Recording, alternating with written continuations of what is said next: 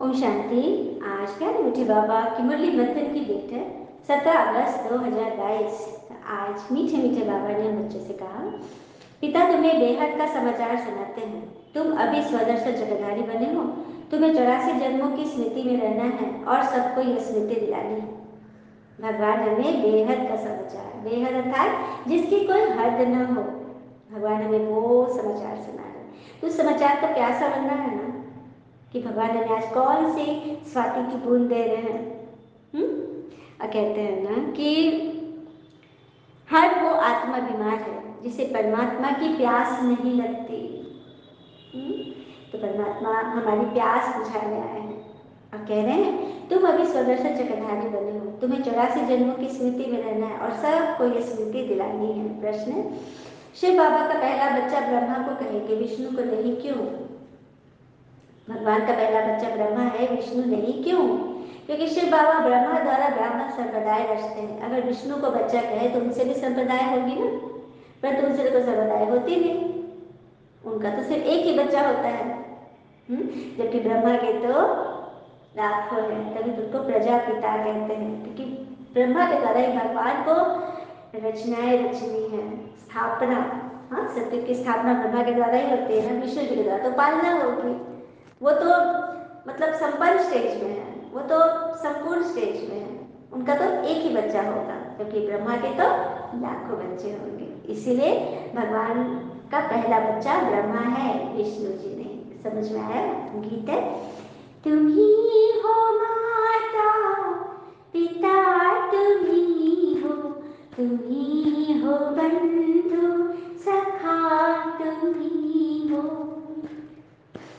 तुम ही हो साथ, तुम ही सहारे, कोई ना अपना सिवा तुम्हारे, दया की दृष्टि सदा ही रखना, हमें भी अपने जैसा बनाना, तुम ही हो माता पिता, तुम ही हो, तुम ही हो बंधु सखा, तुम ही हो।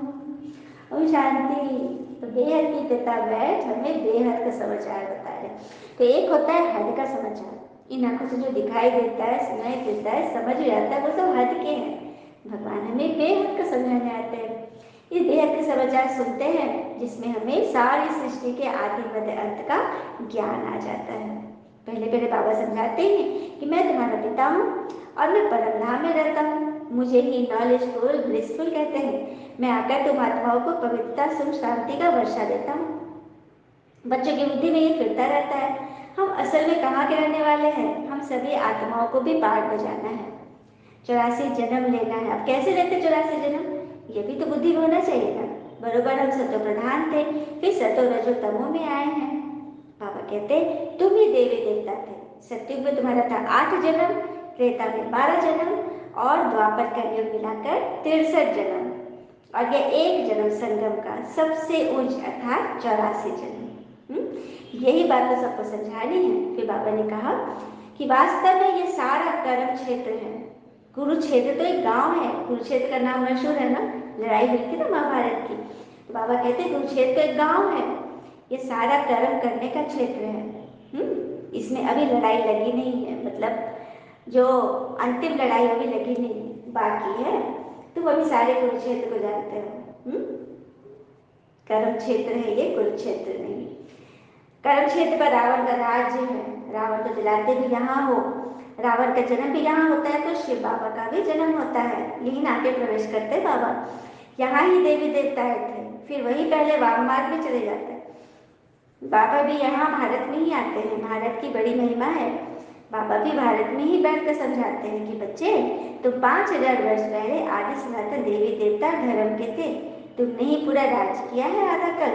तो बुद्धि में याद रखना है कि 4 युग और 4 वर्ण है।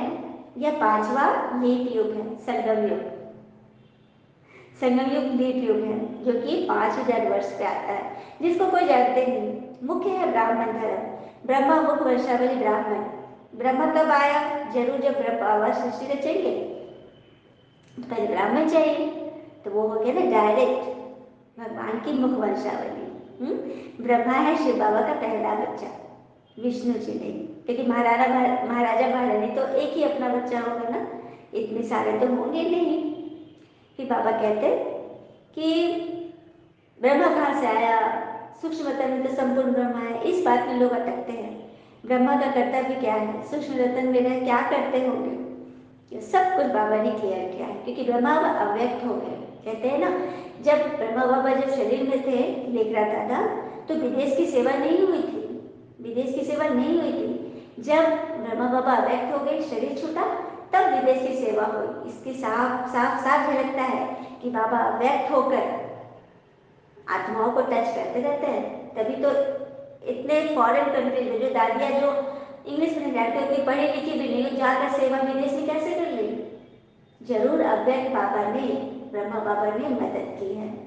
तो उनका पार्ट व्यक्त भाव में भी था, शरीर में भी थे, और अव्यक्त होकर वो जास्ती पार्ट कर, क्योंकि कहीं भी कहीं चले जाएंगे ना। जैसे परमात्मा अव्यक्त है और से ब्रह्मा बाबा भी अव्यक्त हो गए, तो दोनों मिलकर, और शिव बाबा ब्रह्मा के बगैर कुछ भी नहीं, ब्रह्मा का रथ तुमको चाहिए ही चाहिए। अब दोनों अव्यक्त बाप दादा हो गए, तो मिलकर सेवा कर रहे हैं बच्चों को। विदेश में भी जाकर इतनी सेवाएं करी, यही कारण है। हाँ, और कहते हैं ना कि कभी भी अपने आप को ना हीन नहीं समझो कि हाँ हम बहुत छोटे काम करते। चलिए कुछ उदाहरण है समझते, जैसे कि APJ अब्दुल कलाम, बचपन में उन्होंने पेपर बेची। कभी सोचा था कि मैं राष्ट्रपति बनूंगा। हमारे प्रधानमंत्री चाय बेचते थे, उनका तो सबने पोस्ट देखा है। हाँ, अनिल अंबानी गैस स्टेशन पर काम करते थे। रजनीकांत जी बस कंडक्टर थे, जो साउथ के नामी गामी हीरो, कितने पैसे उनके पास, बस कंडक्टर थे। अक्षय कुमार वेटर थे। एक कोई और सदस्य वॉचमैन। महेंद्र धोनी क्या थे, टिकट कलेक्टर, जिन्होंने कभी भी हार नहीं मानी, काम किए, साधारण काम किए, लेकिन सोच ऊंची रखी। इसलिए बाबा कहते हैं कि आप कुछ भी काम करो, भगवान के में कोई भी काम बड़ा छोटा नहीं, कोई भी काम करो, लेकिन कर्म योग की स्थिति में करो, योग में रहो, भगवान की याद में रहो, तो वो काम तुमको मुकाम दिलाएगा, है ना। फिर बाबा कहते हैं तुम सभी हो मेरे लकी सितारों। सभी आत्माओं को बाबा कहते हैं मुझे याद करो, तुम सब हो मेरे लकी सितारे। और सितारों के बारे में कहते हैं, सितारे कब चमकते हैं, जब खूब घना अंधेरा होता है, तभी सितारे चमकते हैं। उसी तरह जब आपके जीवन में लगे चारों तरफ से अंधेरा ही अंधेरा छाया हुआ है, कहीं कुछ नजर नहीं आ रहा है, तो वहां पर जरूर चमक आने वाली है। आप दुनिया के लिए चमकोगे, आप एक गजब का सितारा बन जाओगे, है ना। ये रहस्य है। फिर बाबा पूछते हैं आगे तुमको क्या बनाया था, तो इतना तो कहे कि सदस्य चक्रधारी बने थे। बाबा ने हमें सदस्य चक्रधारी बनाया था कल पहले। तो बाबा को चक्र को याद करने से तुम रूहानी विलायत में चले जाओ। रूहानी विलायत अर्थात परम धाम, सबसे दूर से दूर, फॉरेन पे दूर देश होता है, तो परम धाम को बाबा ने रूहानी विलायत नाम दिया है, स्पेशल नाम, ठीक है। जिसमें चार से भी पार है, जहाँ कोई गम नहीं, वही तुम आत्माओं का घर है। सच्चे बाबा को याद करो तो सचखंड के मालिक बन जाएंगे। सच्चा बाबा ही स्वर्ण स्थापन करते हैं, कहते हैं और सद बुद्धि योग तोड़ो, फालतू की बातों में मत फंसो। सरकारी नौकरी 8 घंटा करते हो, उनसे भी यह बहुत ऊंची कमाई है। कहाँ भी जाओ बुद्धि से याद करना है तुम कर्म योगी हो। बाबा कहते हैं बुढ़ियों को देख कर मैं बहुत खुश होता हूँ, वृद्ध माताओं को देख कर बाबा बहुत खुश होते हैं, क्योंकि सब हमारे हम जिन्स हैं। बाबा अविनाशी ज्ञान सर्जन, ज्ञान इंजेक्शन सदगुरु दिया, अज्ञान अंधेर विनाश। तुम्हारा ज्ञान दूर हो गया है, बुद्धि में ज्ञान आ गया है, तुम सब कुछ जान गए हो। अच्छा, मीठे मीठे सिकिलरे बच्चों प्रति माता पिता बाप दादा का याद करो। Good morning. रूहानी बाबा की रूहानी बच्चों को नमस्ते। धारणा के लिए मुख्य सार, पहले पॉइंट, ऊंची कमाई करने के लिए बुद्धि का योग और सबसे तोड़ एक बाप से जोड़ना है। सच्चे बाबा को याद कर सचखंड का मालिक बनना है। दूसरी पॉइंट, जैसे ब्रह्मा पिता ज्ञान को धारण कर संपूर्ण बनते हैं, ऐसे ही बाप समान संपूर्ण बनना है। वरदान ले लेते हैं वापस से। अटूट निश्चय के आधार पर विजय का अनुभव करने वाले सदा हर्षित और निश्चिंत भव। अटूट निश्चय के आधार पर विजय का अनुभव करने वाले सदा हर्षित और निश्चिंत भव। निश्चय की निशानी है मनसा वाचा कर्मणा संबंध सफल, हर बात में सहज विजयी। जहाँ निश्चय अटूट है वहाँ विजय की भावी टल नहीं सकती। ऐसे निश्चय बुद्धि ही सदा हर्षित और निश्चित रहते हैं। किसी बात में यह क्या क्यों कैसे कहना भी चिंता की निशानी है। निश्चय बुद्धि निश्चित आत्मा का स्लोगन ही है, जो हुआ अच्छा हुआ, अच्छा है और अच्छा ही होना है। वह बुराई में भी अच्छाई का अनुभव करने की चिंता शब्द की भी अविद्या होगी। देखा, चिंता नहीं आएगा उन्हें, चिंता को चिंतन में बदल देंगे। कई आत्मा कह रही कि अभी कुछ बड़े से बड़ा प्रॉब्लम है तो उसमें से भी बहुत बड़ा कुछ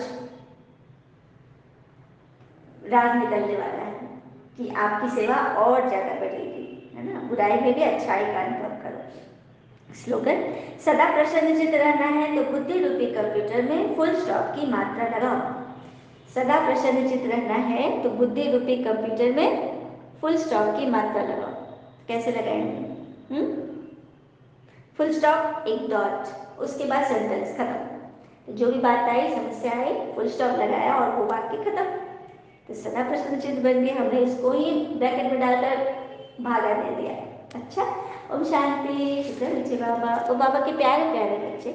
ऑल इज वेल ऑलवेज। ओम शांति।